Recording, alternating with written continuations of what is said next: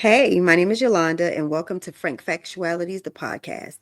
Tune in each week as I speak frankly about life experiences from my perspective and offer you a bit of unsolicited advice. Let's take a little time to laugh, to think, and to cry as we tackle some serious topics and some not so serious topics. Be sure you subscribe so you don't miss an episode.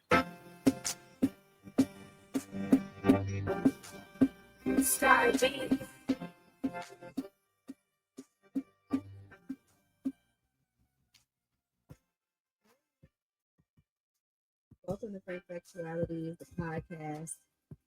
My name is Yolanda. Thank you for tuning into my show for another week and joining me for another episode. How are each and every one of you doing? I am doing just fine. Little hormonal, I think I'm going through the beginning stage of menopause. I've said that to you all before. It's very scary. It's like still being teenage, like moody. I've never had menstrual symptoms like cramps and all that good stuff, but I definitely get the mood swings, and I also get a headache prior to my cycle coming on. But while it's on, I'm just a little bit impatient, a little moody, a little snippy. When I realize that, I try to adjust it, but sometimes it's too late by that point. So the people who kind of converse with me the most might get a little taste of it. And I stopped taking birth control pills back in my day just because I didn't want to increase or mess with, I guess I wouldn't say increase, but mess with my hormonal balance. So now that I'm going through, what do they call it? Perimenopause. I don't really want to mess with it either. So I don't want to take anything to try to balance hormones. I just came from the doctor earlier, or the end of last month, and I asked about it, and they said it's possible that I could be going through it. However, she did not suggest any type of hormonal treatment, but yet to get some things that will help with the symptoms that I say that I have that could be related to menopause or perimenopause. So that's what's going on with me, guys. I know you're like, why did you start off this freaking podcast with period stuff, lady? I don't want to talk about that, but I always give you a life update. That's really how I'm feeling. That's how I feel in the moment with it. So I will continue with street talk. Yeah, look, yeah, what's going on? Let me know. So y'all, I have a couple of things with street talk, and so that I wouldn't forget, I actually took them or took notes in my little note app on my phone. So I want to talk about made a post and I screenshotted it so that I can read it and that I would not stumble and not say what I needed to say. So let's see what she said. Let me get it here. I will read it. She said, "Girls don't care, just had a baby, happily in love. It doesn't matter what it is, they're going to always be there. What matters is a man's discipline and the way he don't play about his girl.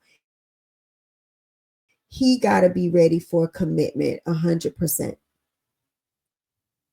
Now, Ari, um, oh God, whose baby mama is she? Is she Herbo's baby mama? And she's talking to, oh Lord, what's the man that used to talk to Meg Thee Stallion?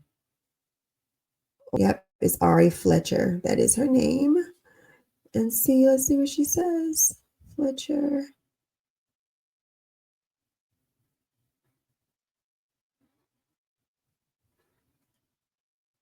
Let's see. Ari Fletcher on IG.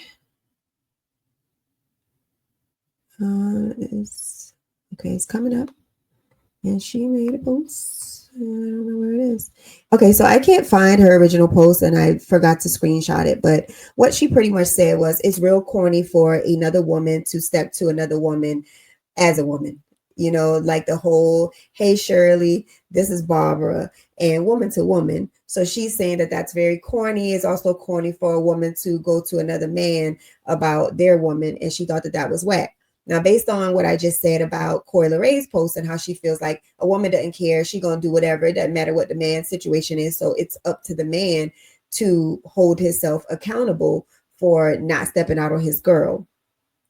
That I cannot agree with more. I feel like oftentimes, too many times, women we hold other women more accountable than we hold a man, and it is not that woman's responsibility to keep up with your man and what he got going on. Now, yes, should we have some sort of moral compass to be like, oh, you got a lot going on, so I'm not going to deal with you? We should. However, everybody morals aren't the same, and I think that that's what we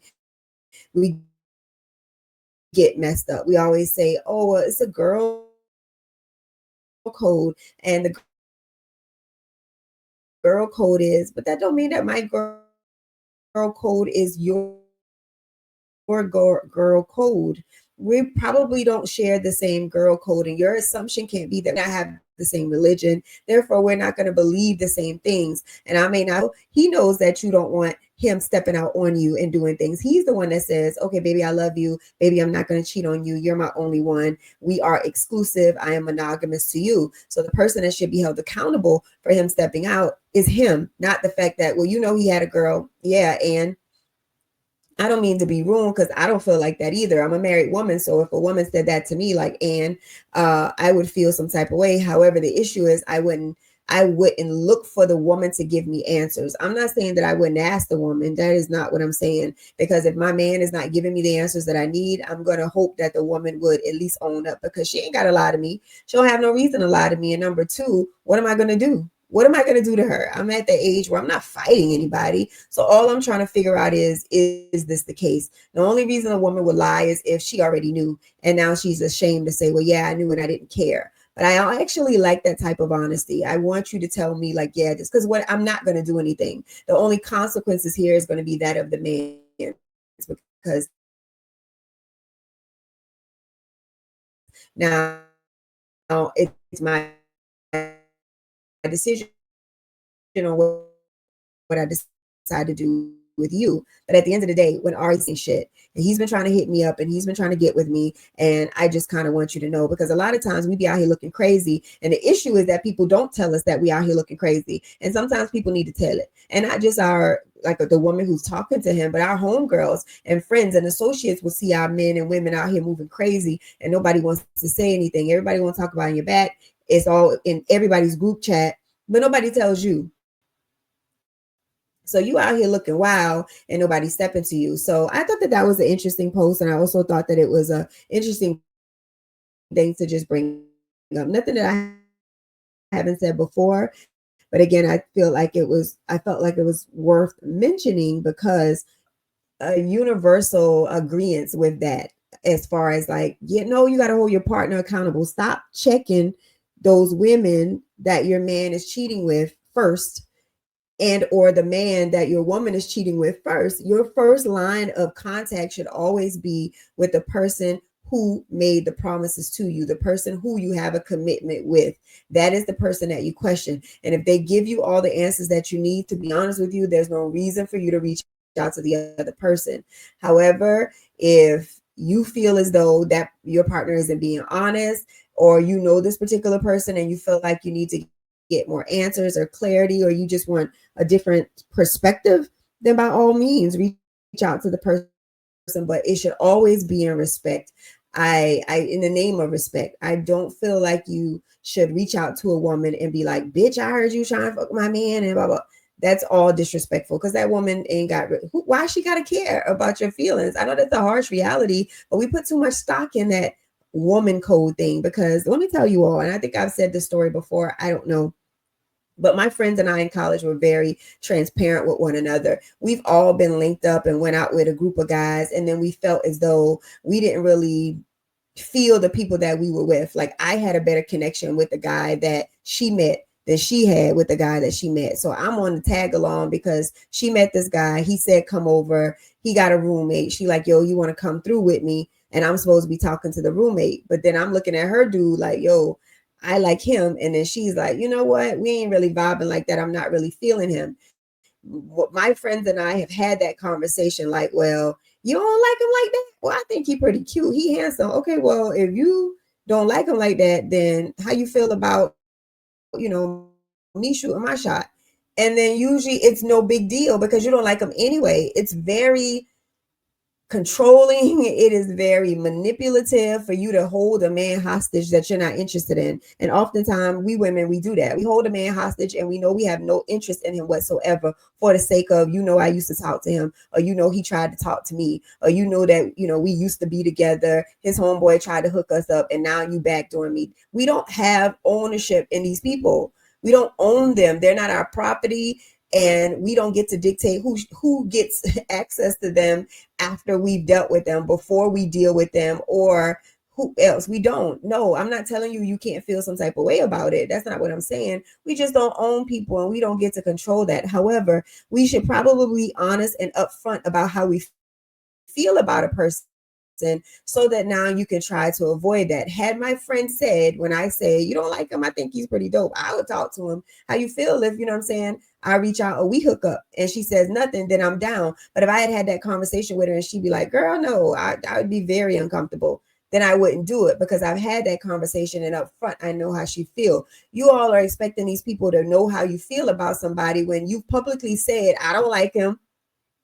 Ew, he grossed me out. I'm done with him. I've moved on. Or you are repeatedly talking about another man around to other people in public, out in the open, and sharing your thoughts on some new guy you feeling or whatever. But then when somebody else that you know or you associated with or know of is talking to him, it's like, well, that was my guy. Well, you just been telling people that you got a new dude, or you not really feeling him, or y'all not together. So why does it matter? It's almost like I want all my cookies and I'm not sharing. And any cookie that I even touch, it belongs to me, even if I've left it unattended for 3, 4, 5, 6, 7, 8 years. I still want to be able to come back to that cookie because it's mine. Even if I done left it out so long it got mold on it, it is still my cookie. You get what I'm saying? It doesn't make any sense. And I don't know if you guys watch um, Married at First Sight, but Married at First Sight had the same situation that I'm speaking of, and pretty much a couple that got married was not feeling each other. There were two couples, and in one couple, it was the girl who, well, both couples actually, it was the girls who weren't feeling the guys. The guys were putting forth the effort. So then it was almost like a couple swap. One of the ladies from the couple who wasn't feeling her husband was actually feeling the husband of another couple, and then that couple, the guy, was feeling her too. So they were making a connection. And his thing is, well, my wife really not feeling me, and the girl's thing was, well, I'm not really feeling my husband. And they felt justified in pursuing their interest in one another, because it was just like, well, and so everybody's getting on them because they were sneaking and hiding the fact that they found each other interesting. But this is Married at First Sight, and nobody knows each other when they walk down the aisle. So if you automatically knew you weren't feeling your husband and he grossed you out to the point where you don't think you can continue with the marriage, it would have been advantageous for you to say, hey, I'm not interested in this guy, but that other guy that y'all hooked up with, that other girl, I actually like him. And since she not feeling him, then, and then because they go out as friends, like, so the girls in these situations go out and hang out, and the fellas from the Married at First Sight couples, they hang out as fellas. So why couldn't you tell that girl, like, you don't think he's cute, girl? He is hot to me. So, man, you want my husband? You can. I would have said it jokingly just to get a feel, and then I would have probably talked to the experts if I thought it was that serious, because it's no way that lady got really feelings for him. We just met these people and we're getting to know them. Yes, these people are legally married. However, they're just getting to know each other. So it's not like I can't tell you that and you get to say how you feel. But because they hit it, and then the girl happened to find out because she figured it out, now they're pissed because it's like, oh, y'all was sneaking, ducking, and diving and hiding. And they don't seem to, and they didn't like that. Nobody liked it. Even the other couples was like, yo, that's kind of shady. So yes, it's shady. However, if you're not with a person and you haven't been with that person for a long time, and you just happen to see that somebody that you've been affiliated with it, or somebody has now hooked up with somebody you used to hook up with, get over yourself. Get all the way over yourself And if you feel some type of way about the situation, and say something about the situation that you feel some type of way. But people can do what they want to do, and we can't hold this moral compass over people's head and say, well, you going to it far east and morally I think that's wrong. You can, but keep in mind that people don't share the same values, traditions, religion than you, and therefore they may think differently from you, and in their eyes there's nothing wrong with that. So these people feel like, who are we to say that they can't do that? It's not about what they did, it was how they did it, and it was just because they were in that each other's face and amongst the couples and lying, saying that they were trying to work things out with their married partner, when in all actuality they were done because they found interest in somebody else. So I know you guys have learned through various podcasts the difference between transparency and honesty. Had they been transparent from the gate to say, you're really not my type, I'm gonna try to see. And one girl did say that, but she also said, I'm gonna continue to try to see if that interest grows. So she was being upfront. If the guy said that, you know what, that's too much for me, I can't stand your rejection, I just need to move on because I don't even want to be here waiting for you to gain interest in me. If you don't like me off top, then that's just it. That's not what he said. He sat through it and said, I'm going to stick through this. And because of that, that's why everybody is giving them a hard time. But I feel like I've been on that a little too long, but you all get my point. And I want to get into now my topic and what I want to discuss. So I've been noticing lately that a lot of people have an issue with conflict, avoiding it, and also having fear of conflict. And I remember being told before that I avoid conflict. And I don't want to necessarily say that I avoid conflict, but I don't think conflict, but I don't necessarily want to say that I avoid conflict. I feel like I don't recreate conflict, because if I am in a confrontation or a disagreement with someone, I stand on business in that moment. I am I'm a person that's usually on edge, and I'm not saying I'm easily offended. What I'm saying is that I'm very aware of someone's intention when they're speaking to me. So I know if you're trying to be funny, I know if you're trying to play me, I know if you're being nasty, and I immediately respond to the way you make me feel about what you're saying and not necessarily what you're saying. So if you're saying something condescending, or how we like to say nice nasty, you're going to feel my energy back that I know you're trying to be nice nasty. So I feel like that's my way of immediately combating that issue that I have with you. So I'm not avoiding the conflict. I'm letting you know through my response that I see you and I'm going to check you, without saying, who you talking to? You get what I'm saying? I just address the issue. Um, and that's it. I just say it. Well, what are we talking about here? Are you trying to, what are you saying?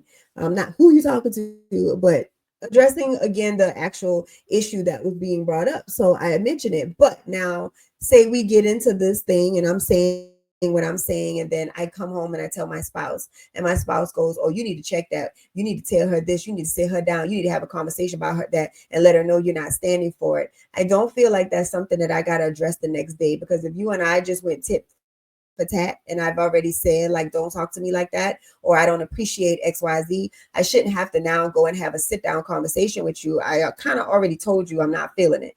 Now, if it continues to happen again, in that moment, I will say, now you and I have already had this conversation and I see that it's happening again. But I don't go back and say, let's sit down and talk about it. But then we have people that straight up just avoid the confrontation altogether. So somebody says something to you nasty, you peep that it's nasty, and then you go on as if they never said it. I cannot allow that. And then so now what you do is you bring everybody else involved in how you felt about it by explaining to them what happened in the situation. This person said this to me, I said that, I felt some type of way, I can't believe they did this, or I told so and so not to do this one thing, that so and so went to go do that one thing, and I don't know why they did that, they don't never listen, blah blah blah blah. And what do you think I should do? And you have to call a spade a spade. You have to call that thing out. If you don't call the thing out, then it will continue to happen. You cannot sit there and vent and complain about and repeat about the same thing over and over and over, and you never call out the thing. And sometimes you do have to call the thing out in the moment, because people will act as though when you come back and round about it, like it never happened and they don't remember. Or now you look crazy because it's like, my dude, that was 3 days ago. You didn't remember. ago. You still sitting on that? Like now you look like that person that's just harboring, just address the issue when it happened. So my friend and I from work was talking today, and we was just kind of going over some things that have been happening. And this isn't a workplace, but this can also relate if you're in a relationship. And so the person is doing a thing over and over. You've said to them, don't do a thing. So it's like, okay, at this point, I just gotta say the thing. At this point, I got to tell you, you're not doing a good job at this. You're not making sure that these things happen. And these are going to be my next step moving forward. You're going to have to just put some things in place and say why I haven't done that. Otherwise, it's going to get done. Now, sometimes I overstep my boundaries and I do that when it ain't got nothing to do with me. So, and I'll tell you how. We were in a meeting one day at work, and this one girl at work kept getting kind of called out on her stuff about it, but the person would just always say the thing that the person did or was doing and not really address them. So it's like 7 people in the room, and I say, for example, always leave the door unlocked, and that has been using that example. Well, people keep leaving the door unlocked all the time, and then these kids be coming back and forth in here. I mean, I don't know why they would do that, and it doesn't make any sense. And so I'm just gonna have to let the principal know that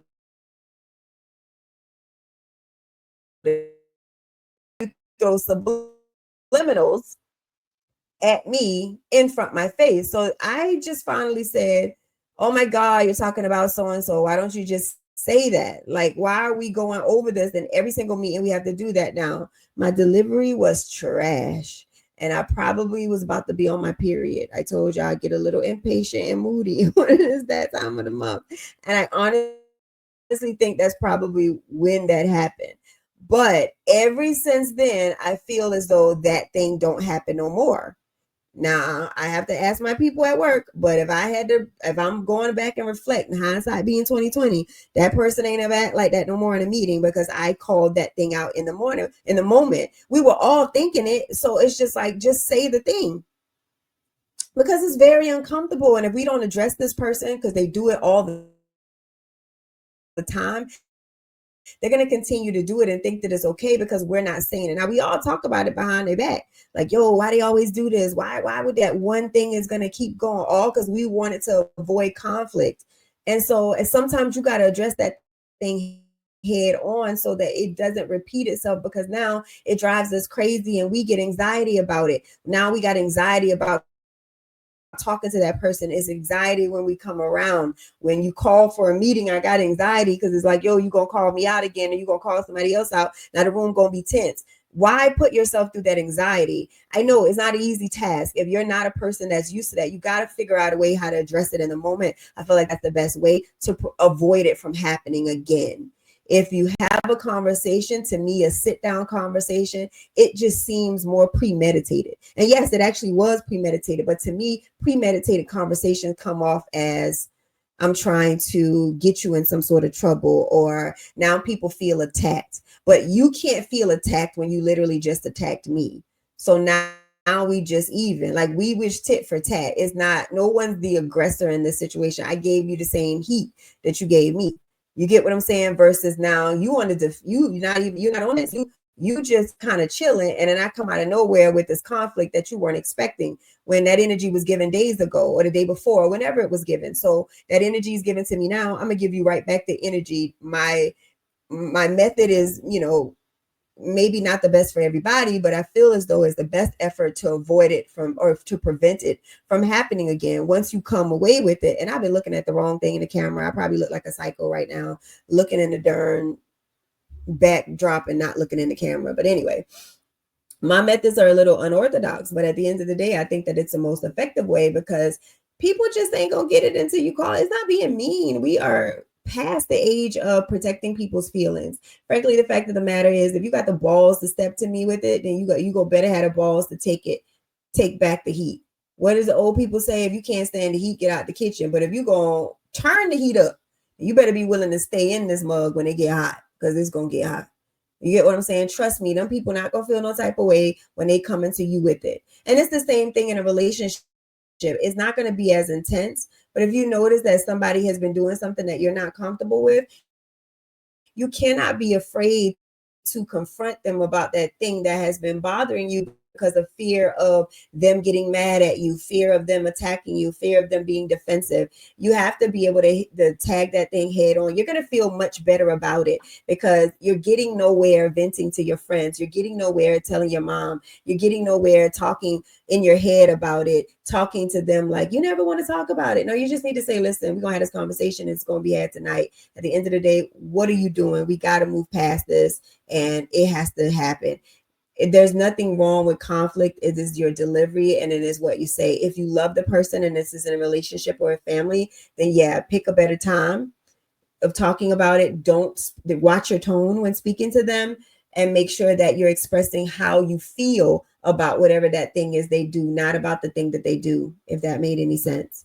You get what I'm saying? If I am talking to you that I don't like the way you communicate with me and I don't like to be yelled at by you, what I can say is when we have conversations, you tend to be a little loud and aggressive towards me. It is very intimidating and I feel belittled.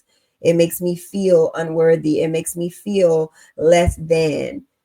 So I really would appreciate it if you did not yell at me because it doesn't make me feel well. It hurts my feelings. It makes me sad. And I don't want to feel like that in a relationship. Instead of all you always do is talk down to me. And I'm telling you right now, you do it again, it's going to be a problem because I'm not going to be talked to like that. When you're really not angry about it, the dude hurting your feelings. Because why are you talking to me like that? All I do is love you. Like all I do is give you this attention and then I got to get the smoke from you. So change the way you say it, not necessarily what you say. And then if it's somebody that you love, I feel like that's when you should wait. But if it's not in terms of a relationship, and by that I mean somebody that you truly have a bond with, that can be family or friend or a romantic relationship. But if it's like work or if it's